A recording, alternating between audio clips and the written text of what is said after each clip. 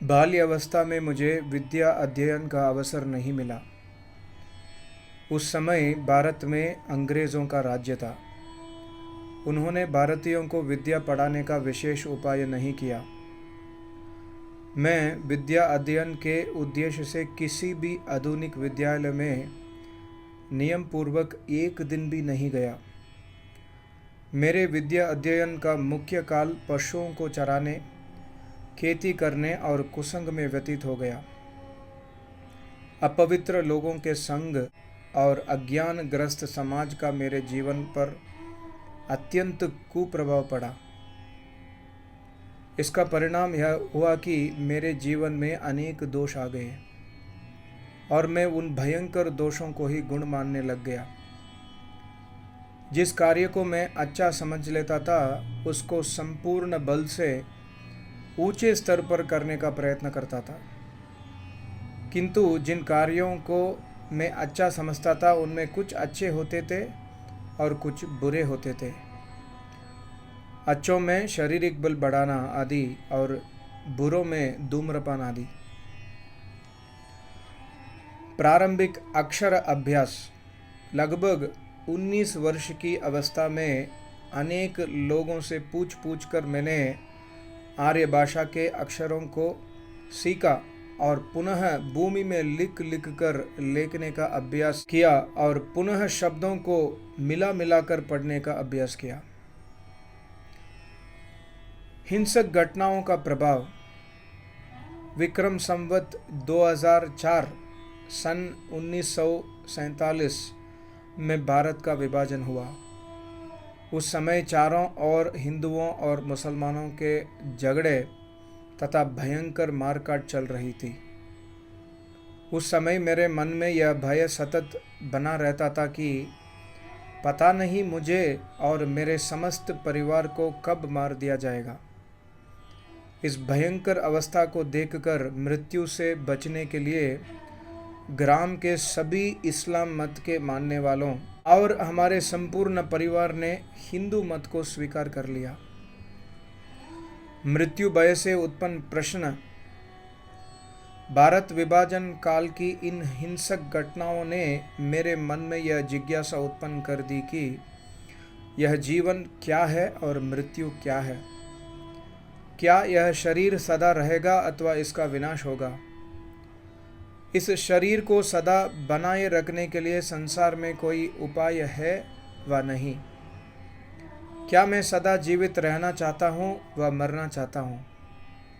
ये भूमि आदि लोग क्या सदा से विद्यमान है अथवा कभी इनकी उत्पत्ति हुई है। क्या ये अनंत काल तक जैसे के तैसे बने रहेंगे अथवा कभी इनका विनाश होगा। यदि विनाश होगा तो पुनः ये किस अवस्था में चले जाएंगे। क्या इन सब का अभाव हो जाएगा, सूक्ष्म अवस्था हो जाएगी। धन संपत्ति शरीर भूमि आदि का स्वामी कौन है, इत्यादि इन प्रश्नों का उत्तर ढूंढना ही मेरा मुख्य कार्य रह गया था। शेष सब कार्य गौण हो गए थे और पांचों इंद्रियों के भोगों की इच्छा स्थूल रूप से समाप्त हो गई थी। उस समय इन प्रश्नों का उत्तर देने वाला कोई भी व्यक्ति मुझे उपलब्ध नहीं हुआ। मैं स्वयं ही इन प्रश्नों को उठाता था और स्वयं ही उत्तर ढूंढता था।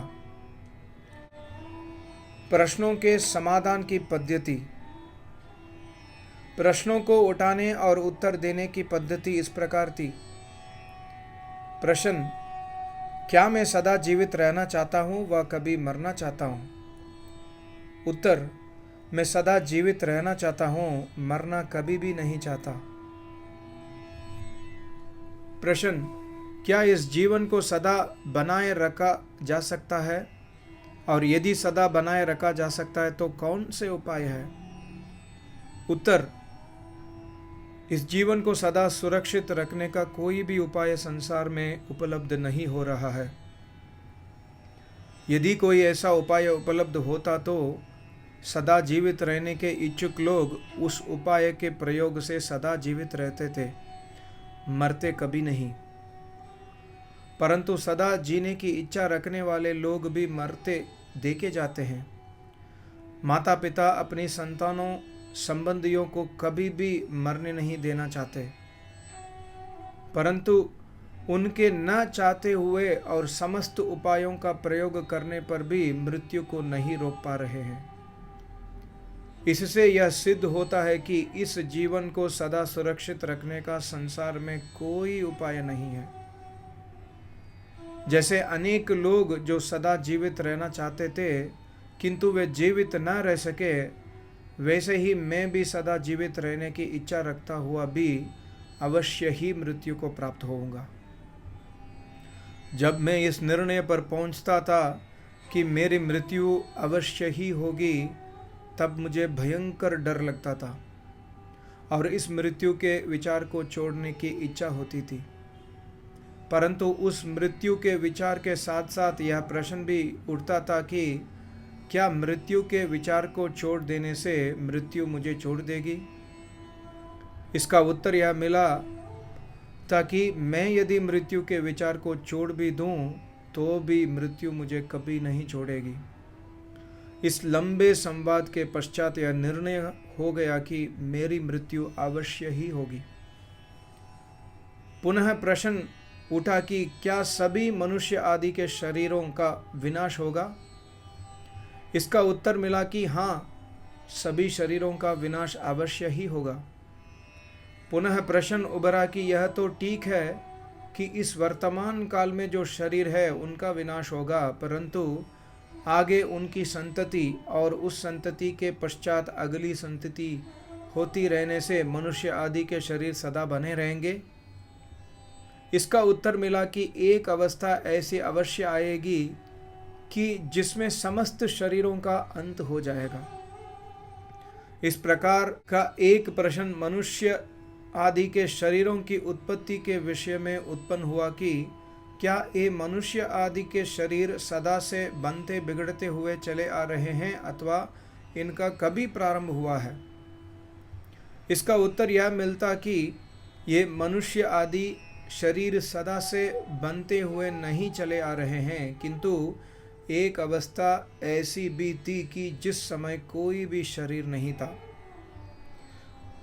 मनुष्य आदि के शरीरों की अनित्यता सिद्ध होने के पश्चात एक प्रश्न उपस्थित हुआ कि क्या इन भूमि चंद्र आदि का भी कभी विनाश होगा और क्या कभी इनकी भी उत्पत्ति हुई है? इसका उत्तर यह मिला कि भूमि आदि का विनाश भी निश्चित रूपेण होगा और इनकी उत्पत्ति भी अवश्य ही हुई है। पुनः प्रश्न उठा कि भूमि आदि के विनाश के पश्चात क्या इन सब का अभाव हो जाता है अथवा ये सूक्ष्म अवस्था में भाव रूप में रहते हैं? इसका उत्तर मिला कि ये सूक्ष्म अवस्था में भावात्मक रूप में रहते हैं, अभाव नहीं होता, कारण कि कोई भी वस्तु सूक्ष्म होती हुई चाहे किसी भी अवस्था में चली जाए परंतु वह अभावात्मक नहीं हो सकती। इसी प्रकार जब भूमि आदि की उत्पत्ति नहीं हुई थी तब भी ये सूक्ष्म रूप में सत्तात्मक थे। इसके पश्चात यह विचार उभरा कि जब मनुष्य की मृत्यु हो जाती है तब क्या अवस्था होती है? इसका उत्तर मिला कि वह शरीर सदा के लिए समाप्त हो जाता है। पुनः वह शरीर कभी भी उत्पन्न नहीं होता और मैं और मेरा का व्यवहार समाप्त हो जाता है। पुनः एक प्रश्न उभरा कि सामान्य मनुष्य प्रायः यह कहते हैं यह धन मेरा है, यह संपत्ति मेरी है, यह भूमि मेरी है, परंतु मृत्यु के पश्चात उस मेरा कहने वाले व्यक्ति का कुछ भी नहीं रहता, तो फिर ये धन आदि सभी वस्तुओं किसकी है? इसका उत्तर यह मिला कि ये सभी वस्तुएं परमात्मा की हैं, किसी मनुष्य की नहीं। जो मनुष्य इन सांसारिक वस्तुओं का स्वामी स्वयं को मानता है, परमात्मा को नहीं, उसकी यह मान्यता असत्य है। विवेक, वैराग्य, समाधि की प्राप्ति। इस समस्त विचार का सार यह निकला कि संपूर्ण संसार को बनाने, चलाने और बिगाड़ने वाला परमात्मा है। उसी की ये शरीर आदि वस्तुएं हैं, अन्य किसी की नहीं। इन विचारों के पश्चात संसार नाशवान दिखाई देने लगा और भौतिक स्तर पर प्रलयवत अवस्था बनी दिखाई देने लगी। मैं इस अवस्था में बंधन रहित स्थिति का अनुभव करता था और इसके भंग हो जाने पर पुनः क्लेशों की उपस्थिति हो जाती थी। इसका परिणाम यह निकला कि मेरा स्वस्वामी संबंध और मिथ्या अभिमान समाप्त हो गया और सभी वस्तुओं का स्वामी परमात्मा है यह निर्णय हो गया था। पूर्व जन्म के उपार्जित उत्तम संस्कारों के कारण तथा तात्कालिक मृत्यु की घटनाओं के श्रवण से और महान परिश्रम तथा ईश्वर की सहायता से मुझे विवेक, वैराग्य और समाधि की प्राप्ति हुई। नित्य और अनित्य का वास्तविक ज्ञान और मन, वचन, कर्म से ईश्वर को ही सर्वस्व का स्वामी मानना तथा ईश्वर को ही सर्वप्रिय वस्तु मानकर उसी की उपासना करना, ये समाधि की प्राप्ति में मुख्य उपाय थे। इस समय मैं परमात्मा नाम का जप किया करता था और अल्लाह नाम को छोड़ दिया था। ईश्वर उपासनमय जीवन, इस विशेष अवस्था की प्राप्ति के पश्चात जो भी कृषि आदि कार्य करता था उसको छोड़ दिया था और संपूर्ण समय ईश्वर उपासना में लगाता था। जब मैं ईश्वर उपासना को छोड़ता था तो मुझे क्लेश संतप्त करते थे। क्लेशों से बचने के लिए मैं ईश्वर उपासना को सिद्ध करने के लिए संपूर्ण सामर्थ्य लगाता था। केवल रात्रि में सोते समय विवशता से उपासना छोड़नी पड़ती थी और प्रातः काल उठते ही पुनः ईश्वर उपासना आरंभ कर देता था। इन दिनों प्रायः मैं मौन रहता था और विशेष परिचित व्यक्तियों से बहुत आवश्यकता होने पर अल्प मात्र में बात करता था। अधिक बात करने से ईश्वर उपासना में बाधा होती थी। इस अवस्था को देखकर प्रायः लोगों ने मुझे पागल मान लिया था। ये बहुत बढ़िया और बहुत बड़े लेख है स्वामी सत्यपति जी महाराज का। मैंने इंटरनेट में पढ़ा था, मुझे बहुत अच्छा लगा, तो मैंने सोचा कि एक छोटा सा ऑडियो बनाऊं जिसको मैं रोज़ सुन सकूं और इस वीडियो के माध्यम से आपको भी लाभ होगा, ऐसा उम्मीद है। सबको नमस्ते, ओम।